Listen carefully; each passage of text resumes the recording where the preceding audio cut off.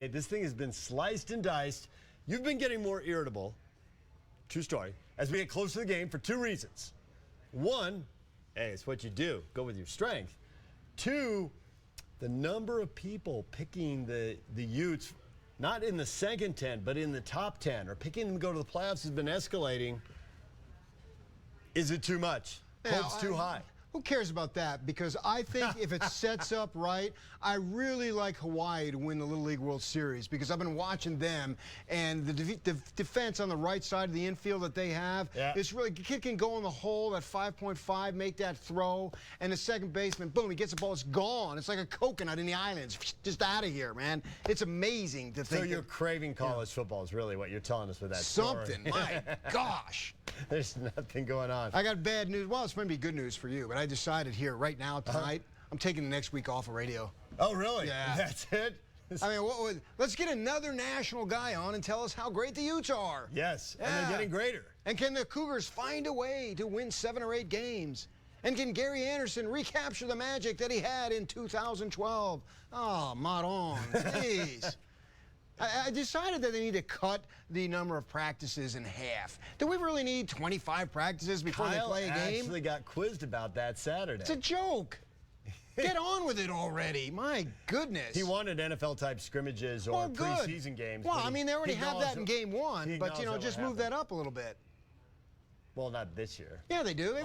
Oh, really? That's it? Yeah. Slam dunk? Well, there's two things. They got a cream puff opponent in game 1, and then the Utes are severely overrated, and they ain't going to the Rose Bowl. Forget that. Get on with it. And the Aggies, give me a break. You went 11-2. Yeah, good luck doing that again. Well, you got Blake laughing. I don't know if you got everybody else laughing. All right, now which of those things is real? And which of those things is you just stirring the pot? What's stirring the pot? You know what I'm talking about. I need games, man. I totally agree with that. Jeez, I watched all RSL last night. That Velikat for the LA team, boy, he's really good. I thought we'd break down some soccer tonight. Jeez. You don't want to do that. Man, I watched that. And one thing I don't get about soccer is they call it stoppage time, but they're playing. Shouldn't it be playage time? It didn't make any sense. Stoppage time when they're running around doing that? They're making up for the time they were stopped. No, well, they're playing, though. That's true. They are playing. I mean, it should be playage time. Okay, I mean, let's change that, would you? I'll work on that next week. We'll see how Twitter handles that. Yeah. Not very well. Stoppage, that doesn't make any sense. I mean, goage, something. Score a goal now and then, would you? So, the way I look at it here is that, yeah, it's going to be, I don't think that they have a cream puff first game. Utah, I think the next 2 games they should win easily. And I love the way they're handling it because outrageous expectations should be embraced. Don't run from it. They have known for months that they were going to be picked to win the South. Well, now we're getting better than that, right? There are a lot of teams a lot of people are picking them to win the conference. A lot of people are picking them to be a serious, not a dark horse, but a serious contender for the playoffs. So why not embrace it? Because if you don't get it, what have you got to lose, right? You're still going to have a halfway decent season. You're going to play in a bowl game, and you're probably going to win a bowl game, and everyone's going to feel good about it at the end of the season if you get one of those lesser bowls. And if you get one of those bigger bowls, and if you should get the Rose Bowl or the playoff, it's almost like, not completely, but it's a little bit like gravy. So I think that Kyle, I heard him say yesterday on the University of Utah website there, where he talked about, hey, we haven't had a bad practice yet. So why not embrace it, man? In order to be good, one thing you got to have is confidence and think you're good. So I like that. Okay, the other thing you have to do if you're going to be much better than you've been is you've got to improve something that you haven't been very good at. You, in this past week, went to both Utah and BYU practices, and you talked to guys who could be leading receivers, could be big play receivers for both the Utes and the Cougars. How much confidence do you have in their ability to make big plays in the passing games at both schools?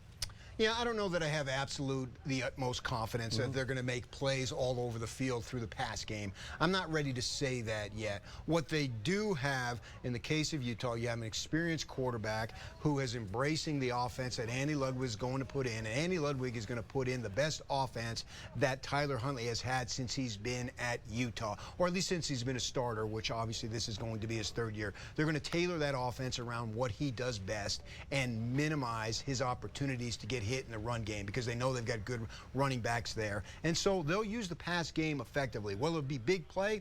I don't know. BYU, a little bit more of a mystery. I think there's capability there, including the tight ends, but I don't know if I would say, hey, they're going to be explosive, because I talked to Aaron Roderick this week, and he wasn't even ready to go and say they'll be explosive. He said we're an execution-based offense, and so we've got to execute our way down the field, and if somebody makes a mistake, then we can turn it into a big play. Gunnar Romney, you think he's ready to step up? Yeah, for whatever reason, I feel like he is the most qualified. I don't know if qualified, but he has the most skill. The other guys are a little bit smaller, not including Bushman and the tight ends, but the receivers are a little bit smaller. He's a good 6'2". He's got decent speed, decent hands. You throw around the name Austin Collie. People say, what are you, crazy? Because he's done nothing to come close to Collie. But I'm talking about appearance sake. He looks the part. And is he ready to play the part? I don't know if he is, but if he is, that's a huge bonus for the Cougars. One of the questions, for people who don't know, this is a guy who lived in Arizona for a long time, and you've still got some ties to the area. He went to a high school where obviously he was a very good player, and a lot of schools wanted him, but there was a lot of talent around him, and that is one of the things that makes evaluating high school football players really tricky. Sometimes it minimizes how good someone can be, like it did with Alex Smith, but sometimes it makes guys look better than they really are. Well, what you say, DJ, is an absolute fact. This kid in high school went to Chandler High, which is a great football program, as good as anybody in our state for sure. And their quarterback was a kid named Conover. LDS kid's on a mission, and he signed with BYU. He's in his serving his mission now. And when Romney was a junior, they had a kid named N'Keal Harry on the team who played at Arizona State and is now a first-round draft choice playing with the Patriots. So, yes, he was able to flourish with a lot of talent around him, but I still think he's a good individual talent. And last year he was not healthy. He was a freshman, and they weren't really sure what they had. This year, you got Grimes and A-Rod there, they know what they have in Zach Wilson, and they are ready to unleash Zach. They believe that he has all the capabilities to be a star, and in order to be a star, it would help, certainly, if somebody on the other end would be able to be their leading receiver. And not just that somebody will be their leading receiver, obviously, but I'm talking about being a big-time leading receiver. On the other hand, you know, all those years with Detmer, when they were throwing the ball all over the place, it's not like they had a whole bunch of studs. They had a lot of capable guys. But I still think with the schedule that they're playing, they need at least one guy to complement Bushman on the outside, and I'm picking Romney to be that guy. You know, one thing that's intriguing, it's one of the reasons everybody's so desperate for games. The media's not allowed to see practice at Utah, not allowed to see practice at BYU. So, except for the last couple minutes. Last couple minutes, but they make sure that there's nothing really that revealing there. Do you think there are any surprises baked into this? I mean, that's obvious what this begs, is that both these schools are doing something to get ready for the other in the opener.